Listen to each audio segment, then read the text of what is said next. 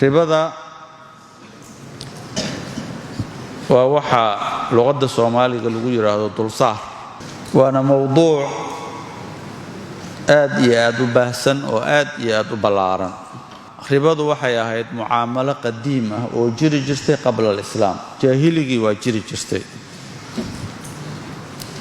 waxayna ku dhisan tahay ribadu dadka hantida haystaa inay adoonsadaan dadka fuqarada ah ay ku adoonsadaan xoolahooda iyo maalka Ilaahay uu siiyay ay waxay ku adoonsanayaan dadka fuqarada ah waxba aan haysan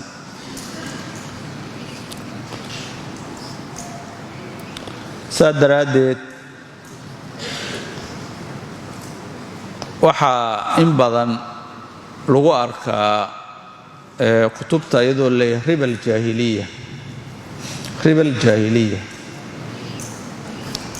ribadii jiri jirtay qabla al-islaam xadiiska nabigana calayhi salaatu wasalaam saasa ku soo aroortay oo nabigu yiri calayhi salaatu wasalaam fi hajjati al-wadaa' wa riba al-jaahiliyati mawduu'un tahta qadamayya ribadii jaahiliga nabigu wuxuu riwaan baabi'iyay cagta hoosteeda geliyay wa awwalu riban ad'uhu riba al-abbaas waxaana ka bilaabay yiri adeerkay dulsaarkii uu dadka ku lahaa Abbaas ibn Abdul Muttalib aan ka bilaaba wala baabiye laga bilaabo saacadaas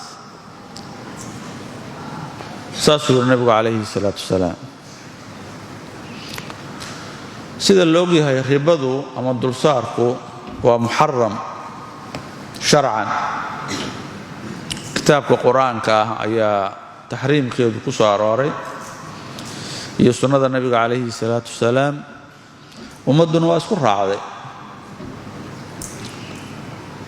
quraanka ilaahay wuxuu ku yiri wa halallahu al-bay'a wa harrama ar-riba ilaahay bay'a iyo tijaarada iyo ganacsiga ilaahay wuu xalaaleeyay ribadana ilaahay wuu xaaraantinimay dulsaarku waa xaaraan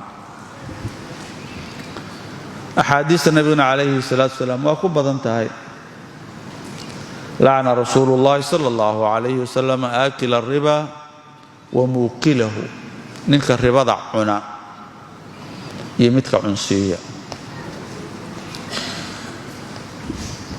وحكى والنبي كسرنات عليه الصلاة والسلام إنه يريه اجتنبوا السبع الموبقات تضبط الشيء الغبابة واللغة هلاك سماء والنار تلغو قاله سكجرة ما حكوا جري أكل الربا ربا عندي أو دولسارك عنديسا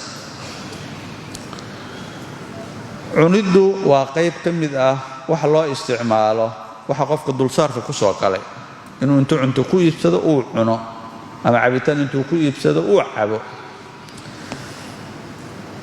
وحاوقو بدن الله استعماله مرخ لغا عبره لكن waxa dhici karta inuu dhul ku iibsado ama inuu gaadiid ku iibsado ama inuu dhar ku iibsado ama inuu qof siiyo waa dhici kartaa markaas laftigeeda waxay ka dhigan tahay cunid marka aklu riba macnaheedu waxay ka dhigan tahay lacagtii dulsaarka ay qofku inuu isticmaalo oo uu adeegsado ayay ka dhigan tahay aklu riba macnaheedu waa sida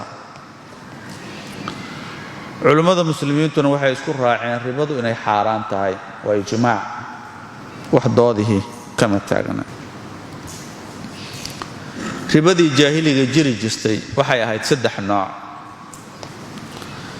riba waxa la dhihi jiray riba nasii'a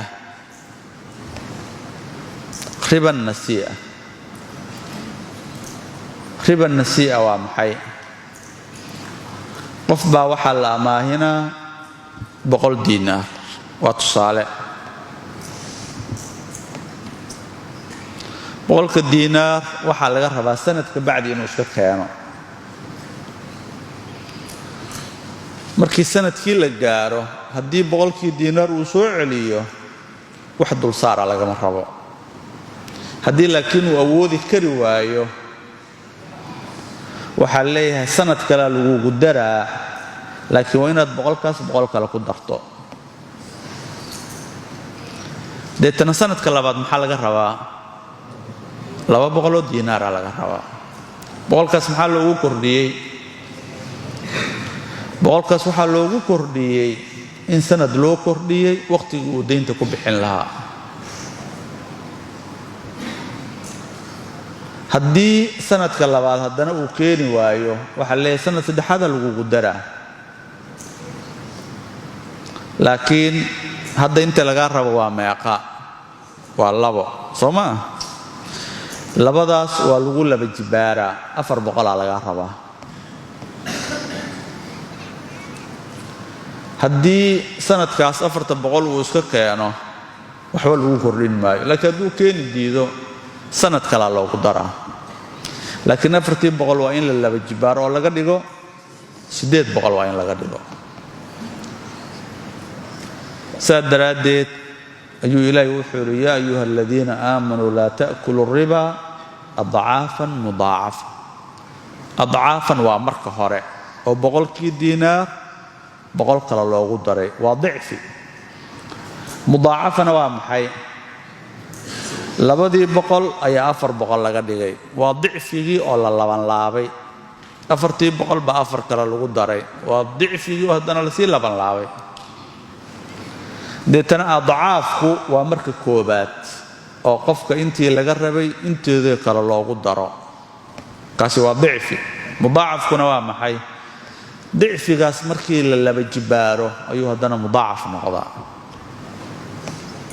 qofkii miskiinka ahaa ee 100 diinaar amaahday baa waxaa laga rabaa inuu 800 oo diinaar keeno. miskiinkaas marka waa dhiban yahay. 100 diinaar hadduu haysto maalinkuu amaahanayay ma amaahan lahaa? ma amaahdeen. 100 diinaar buu waayey, duruuftu waxay ku kaliftay inuu amaado. xaguu 800 oo diinaar ka keenaa? sharciguna muxuu yidhi wain kaana duu cusratin fanadiratun ilaa maysara. markii 100 diinaar la amaahiyey sanadka waqtigii uu deynta bixin lahaa markii la gaaro hadduu waayey, war haddana ha laga sugto intuu iska bixin karoona. fanadiratun ilaa maysara.